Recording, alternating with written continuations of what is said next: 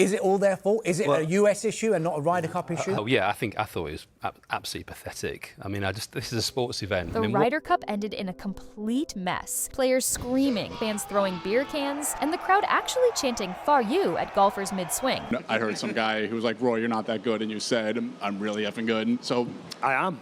I know you are. Really good.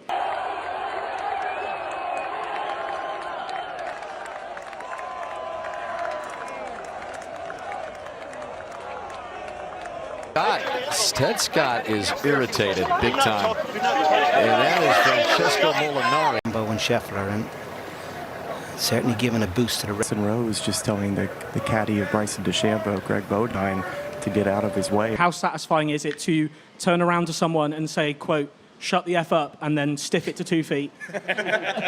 Very satisfying.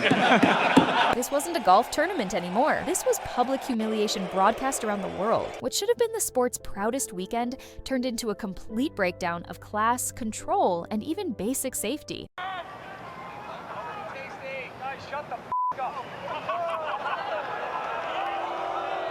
The U.S. side, there's more of a generalized party atmosphere, if I could phrase it that way, because I'd never really put a deep thought into this before. And right in the middle of it all were some of the sport's biggest names, dragged into the kind of chaos no one expected, and some clearly couldn't handle. The warning signs were there from the very first tee. Bethpage Black is known for being loud and rowdy, but this was something else. Within hours of the opening matches, the crowd had already crossed every traditional line golf is known for. I think Rory's looking at the referee now, just asking people to settle down.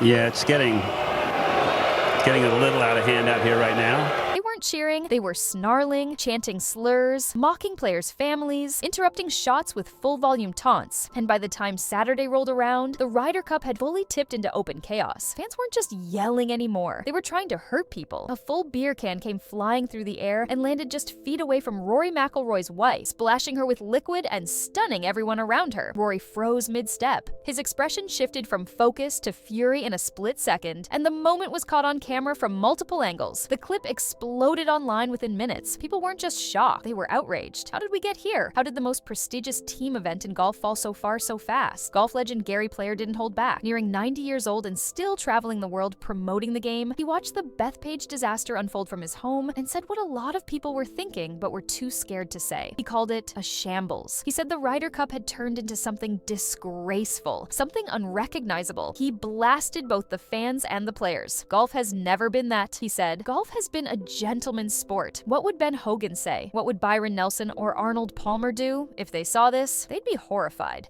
And Gary Player didn't stop there. He called out the PGA of America directly, furious that they had hired comedian Heather McMahon to hype up the crowd at the first tee. When fans started shouting, "F you, Rory," she joined in. Not only was this caught on video, but she later resigned after public backlash, though that didn't fix the damage.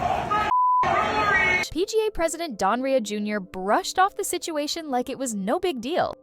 Isn't that nice to see, especially because this week some of the fans' behaviour has perhaps crossed the line in some people's opinion. What have you made of that? Well, you got 50,000 people there that are really excited, and heck, you can go to a youth soccer game and get some people who say the wrong things. You know, we tell the fans is, listen, booing at somebody doesn't make them play worse. Typically, it makes them play better. And when our American players have to control the crowds, that distracts them from playing. The mistake Gary Player said was insane. According to him, this wasn't just a few rowdy fans. This was the sport's entire leadership failing live on the world stage. But the fans weren't the only ones spiraling. The American team, especially its biggest stars, completely fell apart under the pressure. Scottie Scheffler, the world's #1, went into the week as the guy who was supposed to lead Team USA. Instead, he lost every single match, 4 straight losses. One of the most talented, consistent players in the world looked like he didn't even want to be there. His swing was shaky, his focus was off, and he looked like a man slowly breaking down in real time. On Sunday, after the loss was official, Scheffler gave a quiet, heart-wrenching interview. "I let my teammates down," he said. "I let myself down. No excuses. Just raw emotion from a guy who wasn't ready for this level of madness." But the most viral moment of the entire tournament wasn't even about golf. It was about almost violence on the course.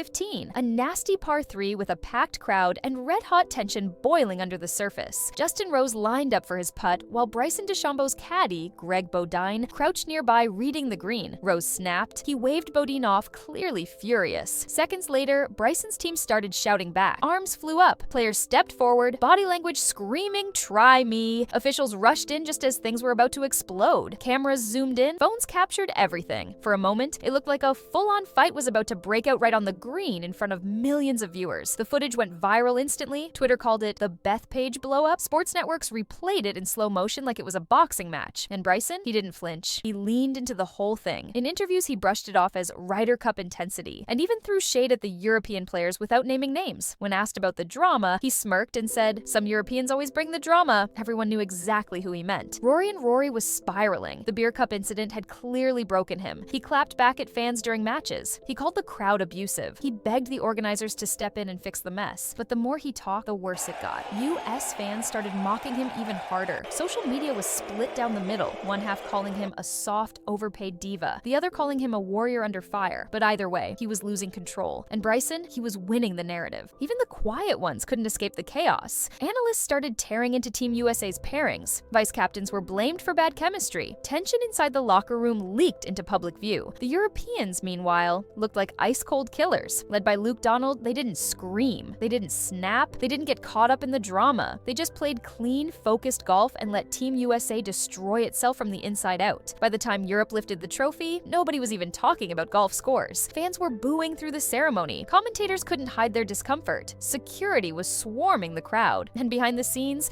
officials were scrambling. The PGA launched reviews, audits, promises to re-examine crowd control, but it was all too late. The headlines had already written themselves. Golf hadn't just lost the Ryder Cup. It had lost its identity, and yet some fans didn't see a problem. In fact, many of them loved it. They said the Ryder Cup finally felt alive, that the chaos made it exciting. The fights, the yelling, the beer cans. Yeah, it was ugly, but it was real. No more fake smiles, no more forced politeness, just fire, energy, grit. For them, this was the future of the sport. So now golf is stuck in the middle of an identity crisis. The legends like Gary Player, Jack Nicklaus, and Tom Watson want to return to respect, etiquette, and control. But a new wave of fans, and maybe even some players, want something louder, rawer, more emotional. And somewhere in between stands the PGA, trying to hold both sides together while the sport rips itself apart. As we look ahead to Ireland 2027, one question hangs over everything. What will the Ryder Cup become? Will it go back to its roots, built on class and tradition, or will it fully embrace the madness and lean into the noise? Because Bethpage proved something that's hard to unsee. Golf might not survive trying to do both. The lines were crossed. The chaos went too far, and if no one steps in to draw a new boundary, the next Ryder Cup could be even worse. Because the truth is, this wasn't just a bad week for golf. This was a turning point, and the fallout is just getting started. But if there was one twist nobody saw coming, it was the rise of the caddies. From silent assistants to full-blown central characters in golf's biggest disaster. Normally, they're the shadows of the game. Quiet voices, steady hands, names most fans don't even know. But at Bethpage, that changed fast. Because when the players started melting down, the caddies stepped into the spotlight, and the drama followed them right onto the green. It started with Greg Bodine, Bryson DeChambeau's caddy, whose simple crouch during Justin Rose's putt became the spark that nearly lit a firestorm. To the average viewer, it looked harmless. But to Rose, it was a line-crossing moment. He snapped, barked at Bodine to move, and just like that, a regular green-reading moment turned into a full-team face-off. But here's what made it worse. Bodine didn't back down. He stood there, arms out, shoulders stiff, like he wasn't just there to carry clubs. He was ready for a fight, and that one moment pulled back the curtain on something deeper. All week long, caddies weren't acting like background figures. They were jawing at each other, stepping into putt lines, hovering a little too close, blocking views, talking a little too loud. And it wasn't just the Americans. Even some of Europe's usually reserved caddies were leaning into the tension.